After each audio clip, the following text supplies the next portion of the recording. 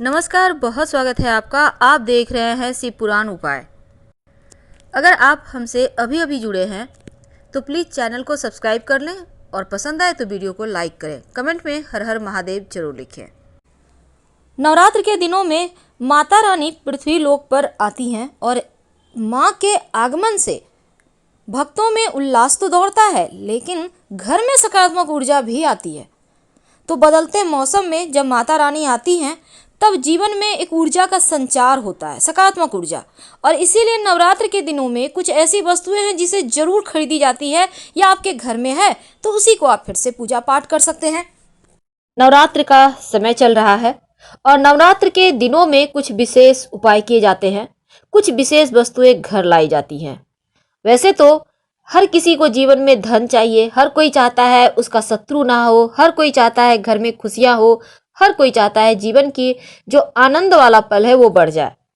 इसीलिए तो माँ के 9 रूपों में 9 ग्रह छिपे हैं और 9 ग्रह को बेहतर करने के लिए हम विशेष उपाय भी कर रहे हैं। तो इसी क्रम में आज हम थोड़ा और आगे बढ़ेंगे और आज जानेंगे नवरात्र समाप्त होने के पहले वो कौन सी वस्तु है जिसे घर लाने से आपके जीवन में जो खोई हुई खुशियां हैं वो आपको वापस से मिल जाएगी और जीवन में बरकत भी होने लगेगा। तो आज सबसे पहले तो जानते हैं, देखिए नवरात्र के दिनों में लहसुन प्याज नहीं खाना चाहिए, मांस मदिरा नहीं खाना चाहिए। उम्मीद है आप भी ऐसा कर रहे होंगे, क्योंकि इन 9 दिनों में माता रानी हमारे घर में विराजती हैं और माता रानी जब घर में विराजती हैं तो नकारात्मक ऊर्जाएं आपको परेशान नहीं करती।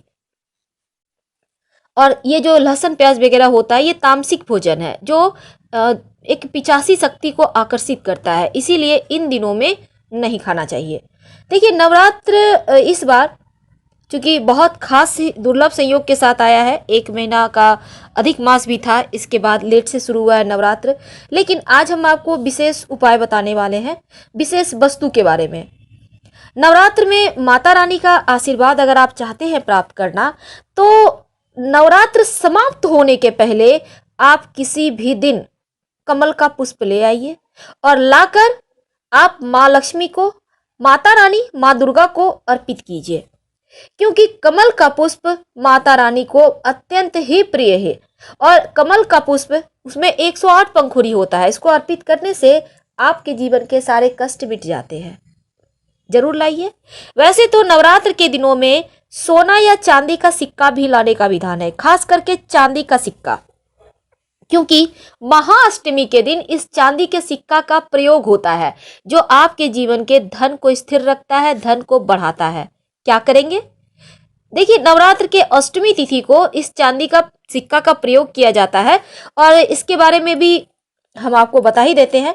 एक कटोरी में दूध में चांदी का सिक्का डालकर माता रानी को अर्पित किया जाता है और बाद में सिक्का को पास में रख लिया जाता है और दूध को आप चाहें तो प्रसाद के रूप में ग्रहण कर सकते हैं या तुलसी के पौधे में डाल दीजिएगा।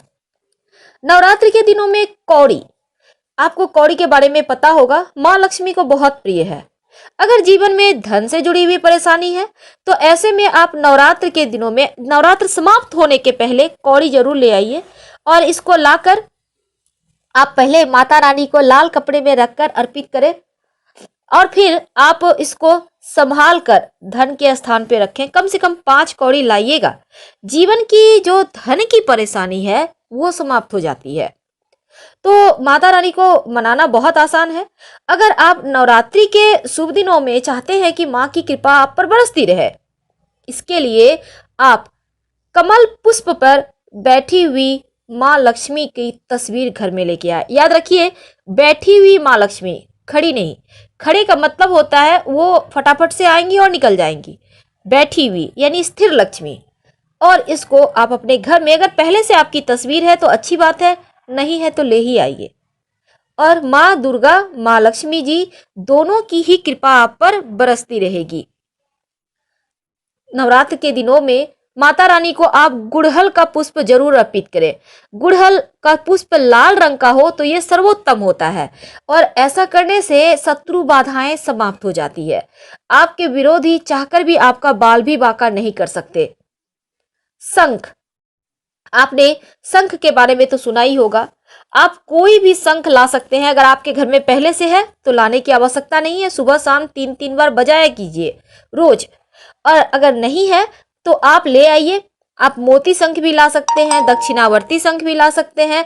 और इसके साथ ही आप चाहें तो इस समय जनरल शंख जो वामवर्ती होता है जिसको बजाया जाता है उसको भी ला सकते हैं और पूजा कीजिए। यकीन मानिए जीवन से नकारात्मक चीजें हट जाएंगी। मोती शंख को आप, चूंकि यहाँ पर दक्षिणावर्ती शंख का विशेष पूजा करके ही उनको रखा जाता है, मोती शंख सुबह शाम बजा भी सकते हैं और सफेद कपड़ा में उसको बांधकर चावल से सिद्ध किया जाता है ताकि धन स्थिर रहे। ये जो अपराजिता है, माना जाता है अगर आप अपराजिता का पौधा घर में लेकर आते हैं नवरात्र के समाप्त होने के पहले और लगाते हैं अपने घर में, चाहे वो सफ़ेद वाला हो या ब्लू वाला, सबसे अच्छा सफ़ेद वाला ही माना जाता है, तो आप दोनों ही ला सकते हैं और दोनों ही लाके आप लगा सकते हैं। ऐसा करने से शत्रु विरोधी आपका बाल विवाह का नहीं कर पाएंगे और घर में सुख शांति बनी रहेगी। वैसे भी जब यज्ञ होता है नवरात्र में और 10वीं तिथि को माता रानी को खासकर अपराजिता के जो पौधे होते हैं वो अर्पित कर बाह में बांधा जाता है, आपको तो पता ही होगा। इससे विजय मिलती है। केले का पौधा आप चाहें तो पूजा करने के ख्याल से लाकर लगा सकते हैं और चूंकि हर कोई नहीं लगाना चाहता है, कोई बात नहीं, आप केले के पौधे का जड़ थोड़ा सा जरूर लाकर आप अपने घर में पूजा स्थान पर रखिए, पूजा आराधना कीजिए और पीले कपड़े में लपेट कर आप चाहें तो धन के स्थान पर रख सकते हैं। ऐसा करने से आपका गुरु मजबूत होता है। अगर आपको लगता है कि आपका गुरु अच्छा नहीं है तो इसको आप बाह में भी बांध सकते हैं, इससे आपका गुरु बेहतर होगा। और केले का जड़ लाइएगा जब, तो एक दिन पहले निमंत्रण दीजिएगा। निमंत्रण देने का विधान है, 1 लोटा पानी, 1 सुपारी और 1 सिक्का के सहारे निमंत्रण दिया जाता है और बोला जाता है हम आपको कल लेने आएंगे, हमारे साथ चलिएगा, हमें जीवन में धन चाहिए, संतान चाहिए, जो भी मनोकामना है बोलिए और अगले दिन थोड़ा सा जड़ ले आइए। ये शिव जी को बहुत प्रिय है धतूरा। इस धतूरे का जो पुष्प होता है ना, ये तो अद्भुत है ही, साथ ही इसका जड़ अगर थोड़ा सा लाकर आप अपने घर में रखते हैं तो शत्रु विरोधी आपके शांत रहते हैं और माता रानी की कृपा भी बरसती है।